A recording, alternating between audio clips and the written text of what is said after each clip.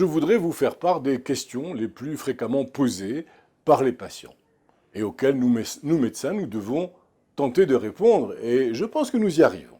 Alors, l'incontinence fait-elle partie du processus normal de vieillissement? Je réponds non. L'incontinence frappe plus souvent les aînés, mais ce n'est pas un phénomène qui fait partie du processus normal de vieillissement. Elle se soigne. L'incontinence est-elle une maladie? Eh bien non. L'incontinence est un symptôme entraîné par un affaiblissement des muscles pelviens, une affection neurologique comme la sclérose en plaques par exemple. Son apparition peut être subséquente à un traumatisme ou à la prise d'un médicament ou à une intervention chirurgicale. Et donc c'est une de ces conséquences-là. L'incontinence est-elle courante?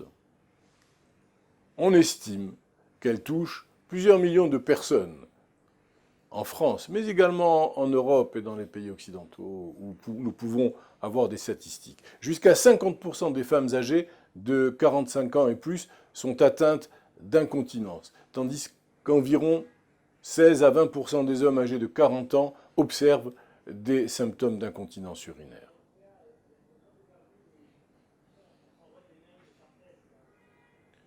Quels sont les symptômes de l'incontinence urinaire? Le symptôme le plus caractéristique de l'incontinence urinaire est la perte involontaire de l'urine. Il peut s'agir d'une grande ou d'une petite quantité d'urine. Elle peut se produire après des éternuements ou une toux.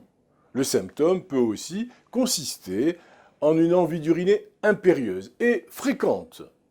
Quelques personnes ressentent toujours le besoin d'aller aux toilettes de nouveau, même juste après la vidange de leur vessie. L'incontinence est-elle intermittente? Parfois, selon la cause. Par exemple, une infection des voies urinaires ou une constipation pourrait causer une fuite d'urine. Votre incontinence est susceptible de disparaître spontanément après la guérison de l'infection des voies urinaires ou la reprise du rythme normal de la défécation. Comment me sera-t-il possible de gérer mon incontinence? Voilà une question à laquelle nous sommes souvent confrontés.